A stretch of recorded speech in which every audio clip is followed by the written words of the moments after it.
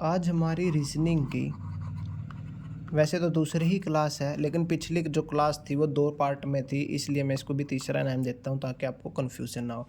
पिछली क्लास में हमने करा था क्या, अल्फ़ाबेट हैं जो उनके नंबरिंग याद किए थे। अल्फ़ाबेट की नंबरिंग की थी ताकि आपको याद रहे, यही सबसे मेन काम था रीजनिंग में, अल्फ़ाबेट की नंबरिंग। अल्फ़ाबेट में अभी दूसरा क्या होता है, अपोज़िट अल्फ़ाबेट। जो आपको कॉन्सेप्ट बहुत बहुत बार-बार यूज़ होंगे, अपोज़िट अल्फ़ाबेट। अपोजिट अल्फ़ाबेट कौन से होते हैं, जिन दो अल्फ़ाबेट का सम 27 होगा। समझ आई बात, जिन दो अल्फ़ाबेट का सम 27 होगा वो आपस में अपोजिट होते हैं। लेकिन ये फिक्स है भाई, इसके साथ यही आएगा, ऐसा नहीं है कि भाई ए के साथ कभी बी आ जाएगा कभी जेड आ जाएगा, नहीं, ए के साथ हमेशा क्या आएगा, जेड। क्योंकि ए 1 पे होता है, 26 पे होता है, 1 और 26 27।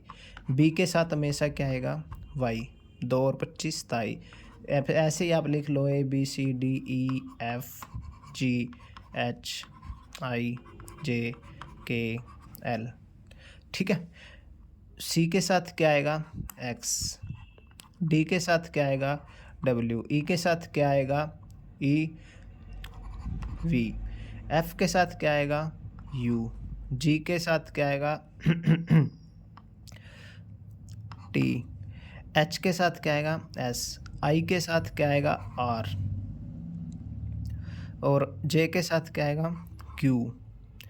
और के पी एल के साथ आएगा ओ। एक ही बच जाता है, एल एम और एन, ये आपस में अपोजिट होंगे।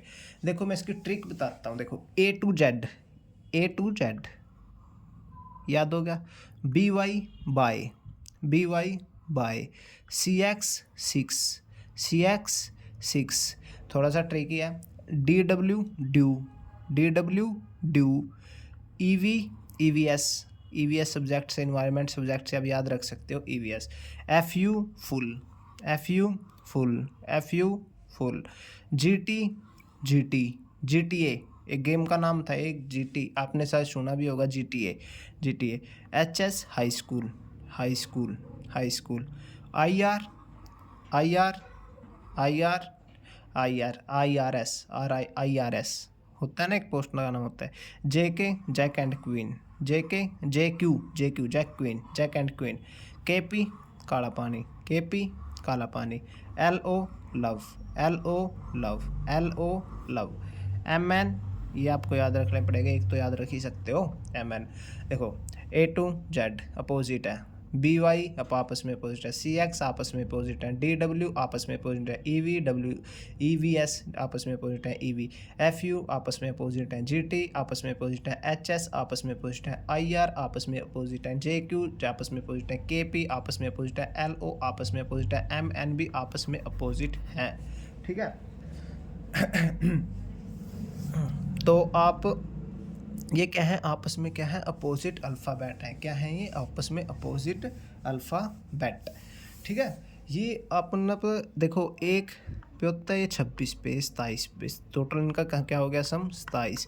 2 और 25 27, 3 और 24 27, 4 और 23 27, 5 और 22 27, 6 और 21 27, 20 और 7 27, और 8 और 19 27, 19 और 8 27, 9 और 18 27, 10 और 17 27, 11 और 16 27, 12 और 15 27, 13 14 27। यानी कि अपोजिट अल्फ़ाबेट कौन से होते हैं, जिन अल्फ़ाबेट का सम 27 हो वो आपस में अपोजिट होते हैं। क्वेश्चन कई बार क्या पूछ लेता है, क्वेश्चन ऐसे आता है इस पे, जैसे मैं दे देता हूँ A B C D Z Y X W, ये इसका रिलेशन इसके साथ है, ऐसा क्वेश्चन आता है ना वो रेशो में, तो आपको पूछेगा आई जे के एल, इसका संबंध किसके साथ होगा।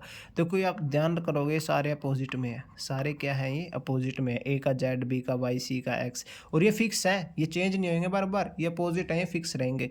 आई के साथ क्या है, आर। जे के साथ क्या है, क्यू। के साथ क्या है, पी। एल के साथ हुआ है ओ। इनके साथ और कोई रिलेशन नहीं बनता, ये अपोजिट ही है। ठीक है, ऐसा सब। उसके बाद अल्फ़ाबेट में हम और क्या कर सकते हैं, अल्फ़ाबेट में तो इसमें हम प्लस माइनस का गेम खेल सकते हैं या मल्टीप्लाई का गेम खेल सकते हैं। जैसे ए बी सी डी ये दे दिया भाई, इसमें एक एक का गैप है, एक एक 2 3 4, ठीक है, एक एक का है। तो आपसे पूछ लेगा ई एफ, यहाँ पे क्या आएगा, यहाँ पे ई 5 6 7 8 जी एच, ऐसा सब। ये तो बहुत ईजी बता दिया मैंने, क्वेश्चन में आप अगर प्रीवियस ईयर देखते होंगे तो आपको पता होगा, ठीक है, कैसे कैसे क्वेश्चन आते हैं। लेकिन मेन बात तो अल्फ़ाबेट में एक तो नंबरिंग, आपको सबसे पहले तो नंबरिंग याद होनी चाहिए। दूसरा, आपका माइंड हर तरीके से काम करना चाहिए। जैसे मैं आपको बताता हूँ, जैसे ए सी ई जी, ठीक है, इसको मैं इसको मैं ऐसे लिखता हूँ, बी डी एफ एच, ठीक है, इसको मैंने ऐसे लिखा। तो मैं आपसे पूछता हूँ, इसको मैं एक और, इसका ये वर्ड है, इसका ये कोडिंग है, तो मैं एक दूसरा क्वेश्चन आपसे पूछता हूँ, उसकी कोडिंग क्या होगी, थोड़ा सोचिएगा। आई के एम ओ, तो इसकी कोडिंग आपसी क्या होगी, ये आपको गिवन है, इसका आपको बताना है। देखो ये क्या है, 1 3 5 7, क्या है 2 4 6 8, ठीक है, 1 3 5 7, ये क्या है 9 11 13 15, एक से जस्ट आगे है, 9 के आगे 10, 10 पे क्या आता है जे, 3 से आगे 4, 11 से आगे 12, 12 पे क्या आता है एल, 5 से आगे 6, प्लस 1 है, देखो plus 1 plus 1 plus 1 plus 1, M 13 N 14 O P, इसका ही आंसर आएगा, ठीक है, ऐसा सब। यानी कि अल्फ़ाबेट में तो क्वेश्चन आपको थोड़ा, बस आपको अगर नंबरिंग याद है, सबसे पहले तो आप क्या करोगे रीजनिंग में, अल्फ़ाबेटिकली में अगर आपको अल्फ़ाबेट के नंबर याद है तो कोई भी क्वेश्चन आता है, जैसे कुछ भी एक्स वाई जेड आ गया या ए पी एक्स वी ये आ गया, तो सबसे पहले आपका काम है इसको नंबरिंग देना, 1 16 24 और फिर ये कितने पे होता है 22 पे, ठीक है। फिर आपका काम क्या होगा, दूसरा काम जो इसका कोडिंग में है भाई, इसका आंसर क्या है, और उस जो आपसे पूछा है उसका, इसका आंसर मान लेते हैं ये होगा, इसका आंसर क्या होगा, इसका आंसर मान लेते हैं डी एस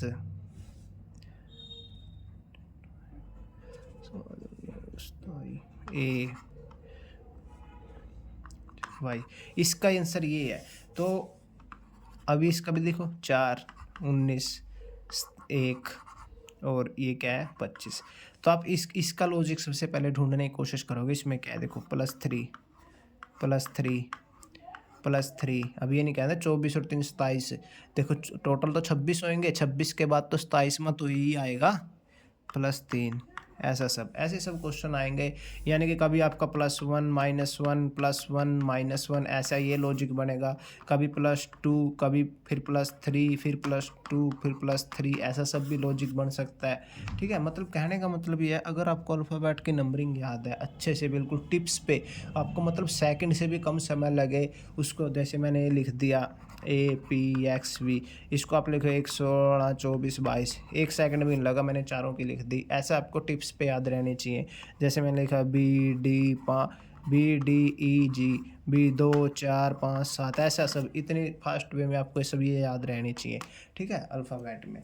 रीजनिंग में और इसके अंदर दूसरा क्या कंसेप्ट आ सकता है, ×2 ×3 ×4, जैसे मैं कहता हूँ ए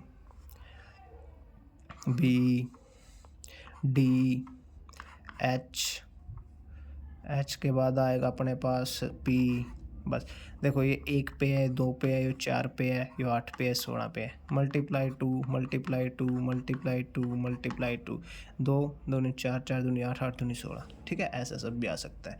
मतलब कहने का मतलब ये है कुछ भी आ सकता है, बस आपको क्या होना चाहिए, अल्फ़ाबेट याद रहने चाहिए, नंबरिंग सभी की याद रहनी चाहिए प्रॉपर वे में, ठीक है। उसके बाद और क्या हम कर सकते हैं इसमें, ×1 ×2 ×3 ×4, कुछ भी, डिवाइड 1 डिवाइड 2 डिवाइड 3 डिवाइड 4, ऐसा सब, ठीक है। ये सब ऐसा रीजनिंग में बस आपको मैं ये सोच रहा हूँ रीजनिंग में आपको ऐसे सब कंसेप्ट ना करवा के डायरेक्ट आपकी क्या करवाई जाए, प्रैक्टिस करवाई जाए। ठीक है? तो हम कोशिश करेंगे अगले वीडियो से हम सीधे हर रोज़ 20-20, 25-25 क्वेश्चन करेंगे डायरेक्ट, जिससे क्या होगा उस 20-25 क्वेश्चन में हर तरह के कंसेप्ट आपके क्लियर हो जाएँगे। तो ऐसे तो रीजनिंग बहुत बड़ा सब्जेक्ट है, लेकिन मैं आपका टाइम ज़्यादा ख़राब नहीं करना चाहता इस पे, तो मैं सोच रहा हूँ कि कल से हम जब भी अगली वीडियो से हर वीडियो में 20-20 क्वेश्चन लेके आएँगे, ताकि उन क्वेश्चन के अकॉर्डिंग आपको जो माइंड सेट हो जाए भी पेपर में ऐसे ही क्वेश्चन आते हैं और ऐसे ही हमको अटेम्प्ट करने हैं, ऐसे ही करने हैं। ठीक है? तो आज के लिए इतना ही रखते हैं, अगली जब भी नेक्स्ट वीडियो में मिलेंगे तो हम सिर्फ 20-20, 25-25 क्वेश्चन के साथ आपको मिलेंगे रीजनिंग में, और वो 20-25 क्वेश्चन ही नहीं एक सब्जेक्ट के होंगे, मतलब एक ही चैप्टर से नहीं होंगे, हर चैप्टर से होंगे। कौन से होंगे? हर चैप्टर से। ठीक है? तो देखते हैं अगली वीडियो में, आज के लिए इतने ही।